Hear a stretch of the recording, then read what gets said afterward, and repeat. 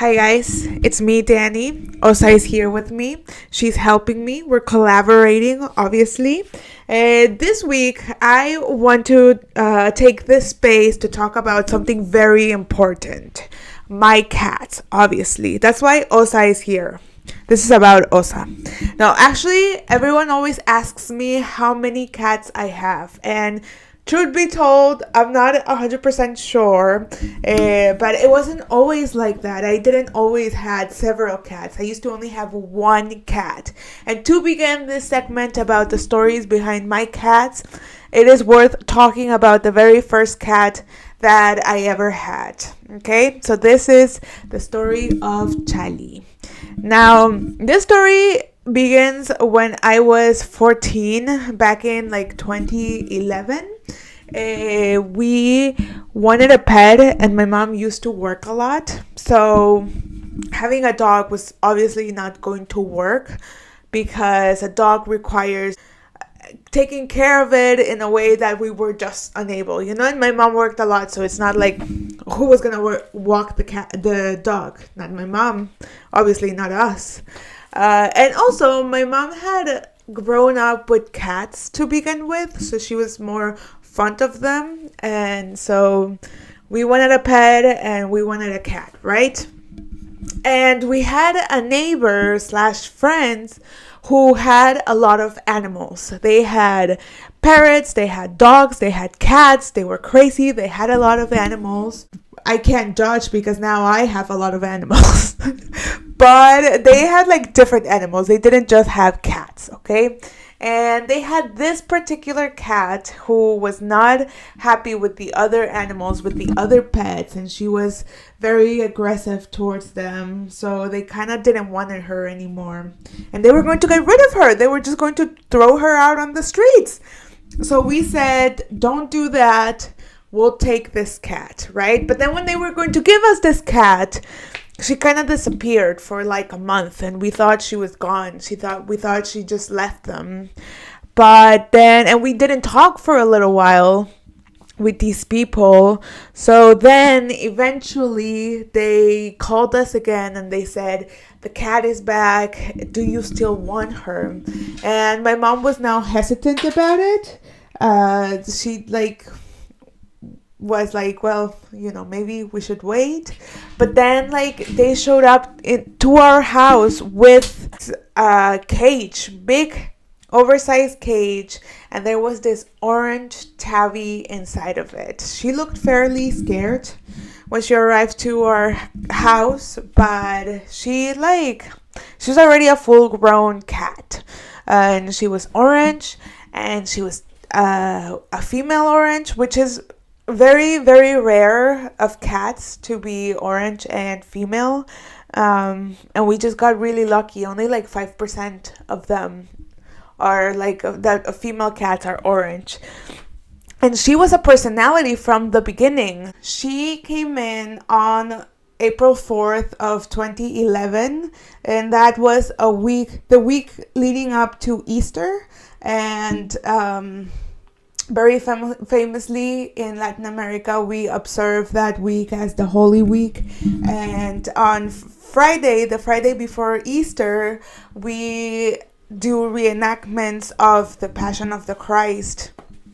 And so my cat came in on that Wednesday, April 4th, Holy Wednesday, and she was scared. Mostly she was scared. She didn't know what was going on, but we were very happy that she was in our house. We gave her food right away. She came in in the evening. We hung out during the evening. We were on spring break, and we got her everything that she needed, and we thought she liked us, and we liked her very much. She was so adorable. And then the next day, the Thursday, we wake up and she's nowhere to be found. She's gone. She's disappeared. And we are devastated about this. We're so sad. We were she didn't like us. She doesn't want to hang out with us. She's gone. We looked for her everywhere. We lived in an apartment complex back then. So we maybe thought that she sneaked out. She was in an empty apartment. We looked and we looked. inside, outside, and we couldn't find her. We were devastated. And so we went to sleep on Thursday, very sad that our cat, our brand new cat, was gone.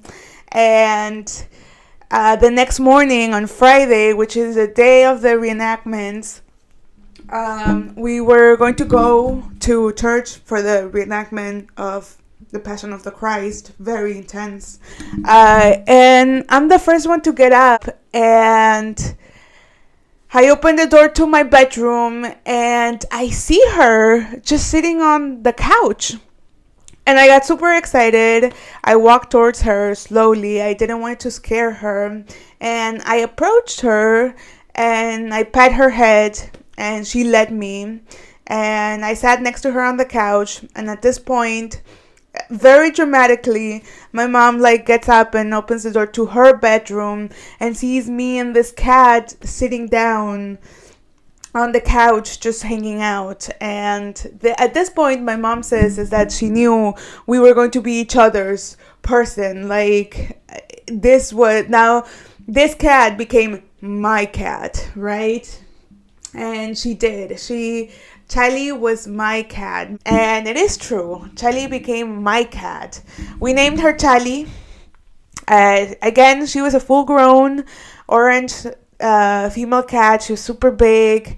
She had a lot of energy. And she had a flair for drama. She was dramatic. She was rude. She was very violent. This is why they kicked her out of her old house.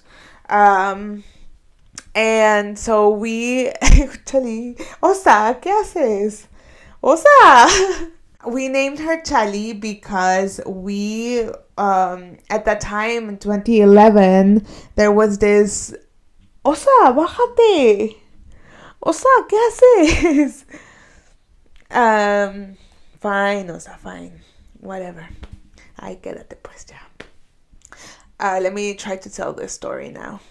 In 2011, there was this like beauty pageant that they used to show in Univision, and it was kind of like your top America's Top Next Model, but it was more like a beauty pageant rather than choosing a model. So obviously there was like contestants, and they used to live in a house together.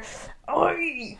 They used to live in a house together, and they hated each other. Obviously they were competing, they didn't like each other. And there was this one contestant whose name was Shalimar with an SH, who just didn't like anybody, and everyone hated her because she was like known for being rude, violent, and just outright crazy.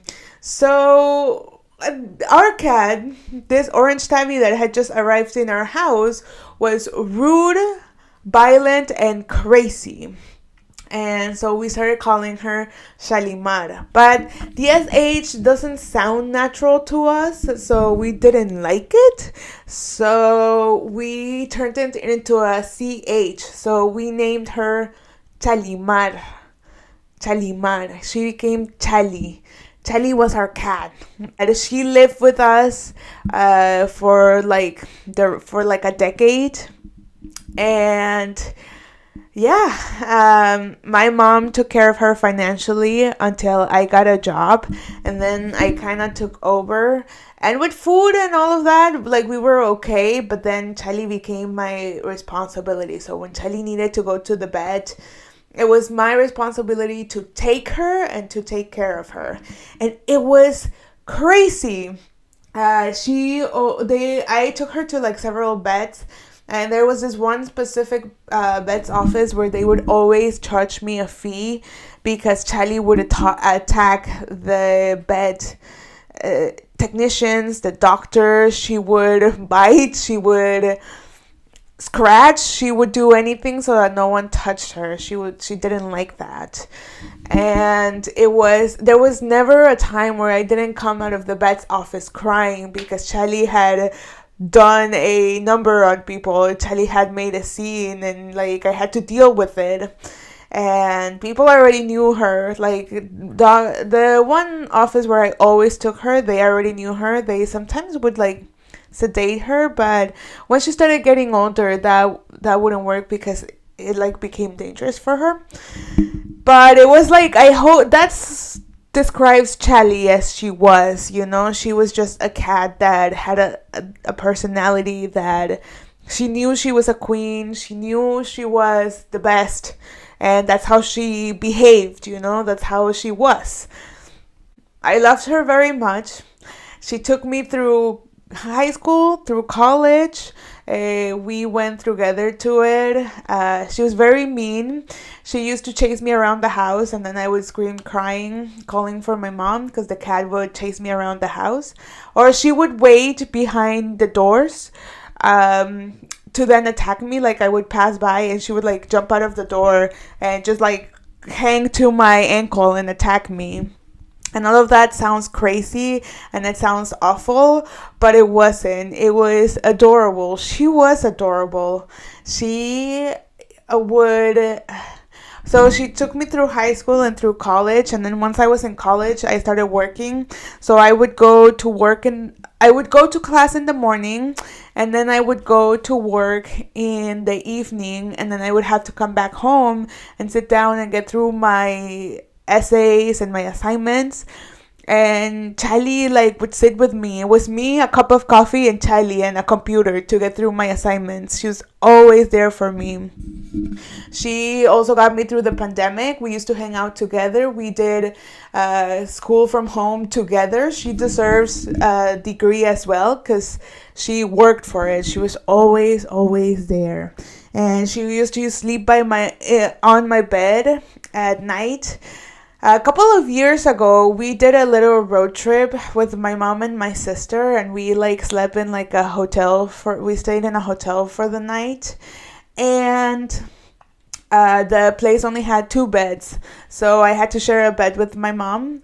And the next morning my mom like woke me up, and we woke up and my mom was like, you know, you don't move when you sleep, right? Like you sleep in one position the whole night. And I said, yeah, that makes sense because Chali trained me to sleep like that, because Chali used to sleep by my feet, right? And she would sleep by my feet, and if she ever sensed that I moved or I kicked or anything, she would attack me. So eventually I learned to not move while I slept. I always like, I stand still. And we think that's really funny that Chali taught me to be like that, you know. She was crazy. She was a very wise presence in my life. And because she was old all the time, we thought it was really funny because in this house we're all about the comedy bits. We thought that it was really funny to come up with stories about where Chali had been before she had been with us. And obviously she was everywhere because she's lived forever. So Chali was there when Jesus Christ was nailed to the cross, of course. She was good friends with Mary Magdalene. And yes, obviously. She was also there when the French lady got beheaded, Mary Antoinette. Chali obviously came up with the phrase, feed them cakes. Obviously, she said that. Because she was an old and wise and very elegant woman. She was always finding ways to be rich along history, you know. She was definitely there when Queen Elizabeth got married. She was there. She was her bridesmaid, of course. She held the crown before Queen Elizabeth held that crown. Of course she did. She might have even had relations with Prince Philip. Who knows? That Chali never spoke about those things. It was really funny to come up with stories about my cat. And you could just tell she was very smart and she was very loyal. There's one time one of the fire alarms went off in my apartment, and at this point we already had our second cat, and he like ran off. He was gone. Not Chali though. Chali stood there with us as we were trying to turn this alarm off. She was not scared and she was willing to be there with us. She was a very loyal cat. She was my one and good friend. Because friends for me are kind of difficult. I am very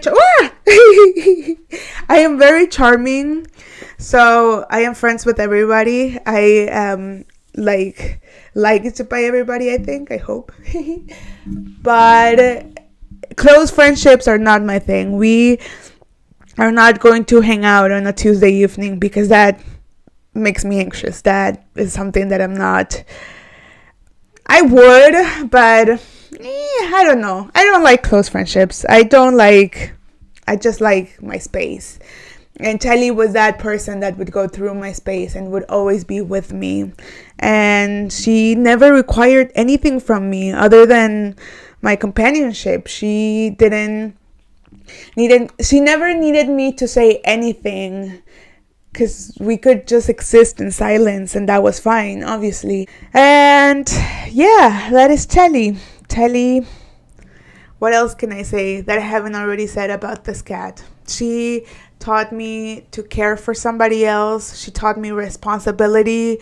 She taught me to meet people where they're at, to accept people the way they are. And maybe the thing that I wish I would have learned from Chali is to accept myself the way I am, to be unapologetic about who I am. Because Chali was unapologetic about who she was. She never cared about what anyone thought. She was just Chali, and she would wait for you behind the door and she would attack you, and then she would be okay with it, you know? I think humans are always in a constant move and change, and people change as they go, but sometimes you just have to be unapologetical about who you are. And maybe that's why I struggle with having friendships, because I think that I always have to apologize for myself and for who I am and for the crazy things that I do. But sometimes, you just have to be okay with yourself. And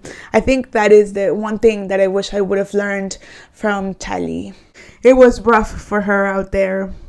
And so I spoiled her a lot. I allowed her to be who she was. I wanted her to be as happy as she could have been. And I hope that she was. I hope that she liked her time with me, because I love my time with Chali.